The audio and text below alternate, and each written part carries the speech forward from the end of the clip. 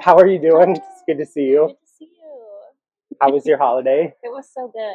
Yeah. How about yours? Good. It was amazing with family. Love that. Happy New Year. New Thanks for Year. meeting us out and doing a market update. Love it. In Southeast. Yes. Well, as a sober person, I love to go out and get a mocktail. So today we're at Ron Tom's on East Burnside and checking out their non-alcoholic mocktail menu.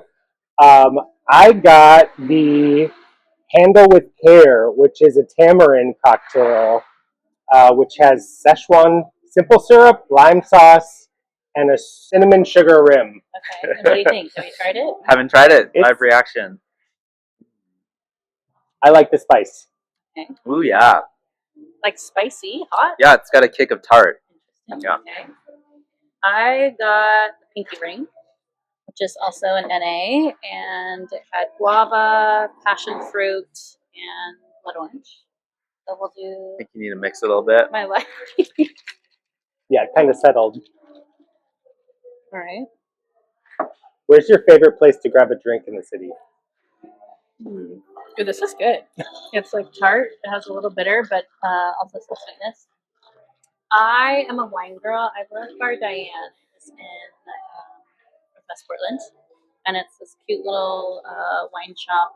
Natural wines, kind of tucked behind ice cream shop in Northwest. I think it's off 21st. So good ambiance, very cute during the day. Then in the evening, we kind of have candle lit. Have a tiny little patio out back, and it's just like a hidden little gem. So that's one of my top spots that I go to just have a little bite and that's fine. I love wine. We should go sometime. They may have any options. I'm not sure, but I'm sure they do. We'll check it out, and Yeah. we'll put it in the comments or something. Sweet. So, Kat, in 2026, where do you think the rates are headed? I know this is kind of an interesting one, like depending on what reports you're looking to, what expert advice you're looking to. Even today, I was preparing for this, saying like, okay, like who is saying what? Barry Habib for me is like my mortgage god. He's who I follow every day. That probably won't mean much to you guys, but if you're in mortgage, you typically know who Barry Habib is.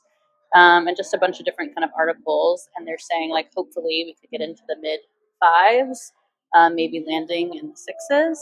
So kind of depending on the quarter, but it's not going to be this like sharp. We keep praying for these kind of sharp declines, and it's more anticipated that we're going to have a slow and steady roll. So hopefully by Q4 or in the mid fives conventionally, right? We've kind of seen those sometimes with some of our FHA or government-backed loans, but conventionally, kind of talking no point to hopefully where we would land. We're never going to be back to pandemic rates, unfortunately.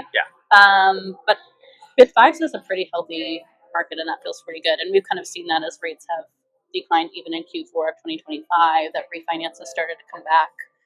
It's making sense for some of those people. So we were locking in the sevens, that they're getting into the sixes. So when I'm hearing 5.5, that makes me feel pretty excited about getting people affordability. Oh, yeah. We're looking at prices. Yeah, I got chills. Yeah, for sure. I mean, that's pretty good. when was like the last time we were in the mid fives? Like 2022?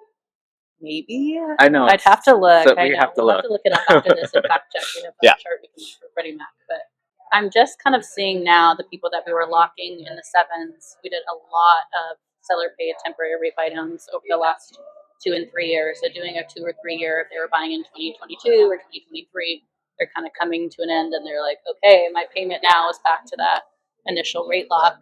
Where are we at? And those refis are starting to make sense. So that's pretty cool to see too. Of just, when I'm looking at refining people, and I'm like, you can save $500 a month. That's pretty good savings. That's a lot as far as affordability. Yeah. So let's maybe talk about like big picture takeaways for 2026 and what we think is going to happen in the market, right? Yeah. Inflation. We're kind of seeing reports of where they predict for it to go 2.4 to 2.8%. So not at the Fed's target, but getting there kind of slowly, which is what we talked about earlier, of rates kind of slowly ticking down. Rates more stable. They'll definitely decline. I should say definitely. I'll eat my words. Hopefully decline with my crystal ball, but kind of slow and steady. So more predictable rates for home buyers. Affordability slowly improving, and that goes on kind of a few factors, right? Of prices slowly increasing, but nothing too wild. Not as crazy as we've seen from like 2020 to today. interest rates declining, so it's slowly declining and making those mortgage payments more affordable. That builds more consumer confidence. People are less scared to get in the market. Sellers are probably likely to list a little bit more. That's more your guys' arena, so I don't need to touch on that too much on my side of the lane, but it definitely makes me feel hopeful of a little bit more inventory. Thinking about sellers and them even listing their home, and then going from a 2% COVID rate to a 7% or 6%. You know, when you're doing a jump from a 2 to a 5, or even a 2 to a early 6 Yeah. is better Yes. than what we've seen historically. And it feels like we've kind of coming out of less of like survival mode and more of like we know what to expect. It's not such a chaotic market, and we don't know what we're going to get. Like, do you buy today? Do you buy tomorrow? Like, where are we going to end up, or where home price is going to end up? Where's your rate going to sit? What's your payment going to be? Like, we can kind of predict. It feels a little less scary going into 2026, knowing this is what we anticipate. And when we're talking about mid fives to early sixes for rates, that's not such a broad range in the the realm of things. That's a few $100s probably in monthly payments. Right. Whatever way it swings, it's probably not knocking someone out of the market. If anything, it's pushing a few people in. Kind of what I'm hearing is that, from 2023 to 2025, I feel like we were still like in a rebound Yep. from the market and COVID, the way it was crazy home buying, low rates, everybody's buying right now, Yeah. everybody's selling right now, to where people are getting over that's in the past, and things are going back to the way it used to be, and you're not going to get that again. And it feels like the rebound is starting to just get into acceptance. When I get asked, like, what are you seeing, Kat? Like, what kind of buyers are you getting, or who are you pre-approving? It's everyone always says, like, are they just shocked about the rates? And to be honest, even over the last 2025, it felt like people were kind of accepting it, of like, okay, we waited all of 2025 for these rates to get better, and they just didn't get there. We kept saying, and we can educate and do our best, but when we would say, like, we don't think so, like, it's going to be kind of a slow and steady positive incremental wins, that's what we saw, and we predict that kind of even into 2026. And I think home buyers feel that now too, of like, okay, we still believe in home ownership, we believe in building equity and generational wealth and all of these things. It's not our ideal situation, but it will get better. And if we buy now, there's the opportunity, if they get into the mid fives, or gosh, who knows in coming years what they could end up being, that it makes sense for them.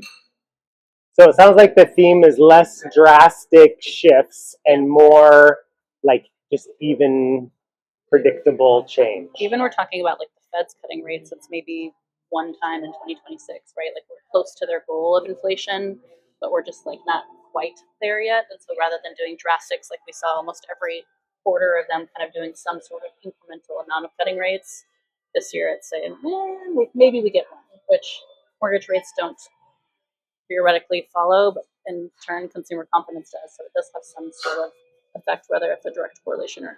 So that leaves me pretty hopeful of we can anticipate what we're going to get. I'm just thinking about that whole stat that you just said. I guess this could be in the video if possible.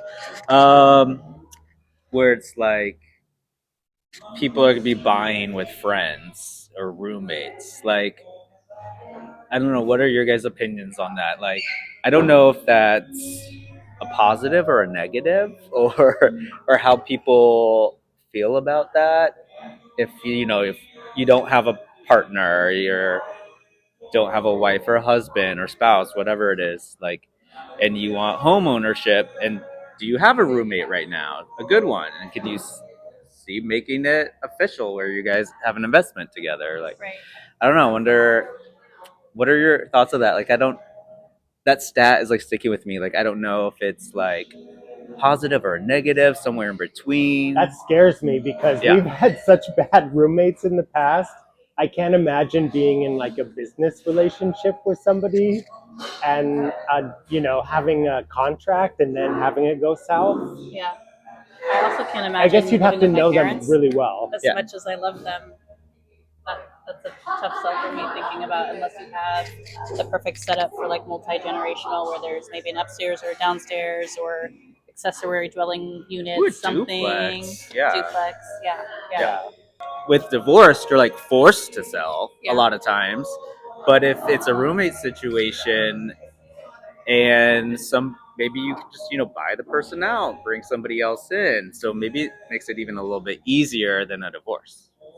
I don't think it's like a good or bad data point, though. I think it just tells you where the market is and affordability. Like when I started in mortgage a long time ago, 10, 15 years ago, everyone would tell me like I want a $2,000 mortgage, and that felt like a reasonable mortgage. And I haven't done a $2,000 mortgage in quite some time, and if I am doing it, it's because someone has a substantial down payment. They have a huge gift from family or something, or they sold a property and can do a large down payment, something like that. That when you think about it, I'm looking at people's income all day. The incomes are increasing that much to afford the payments. I'm like, it all just shows you kind of where the market is of people still believe in homeownership, but to make it happen, they've got to, it looks a little differently these days than when our parents were buying homes, or maybe even we were buying homes to make it. But then we're also kind of one of the stats, right? You two bought a home together. I bought a duplex, so I have a tenant that offsets my mortgage payment.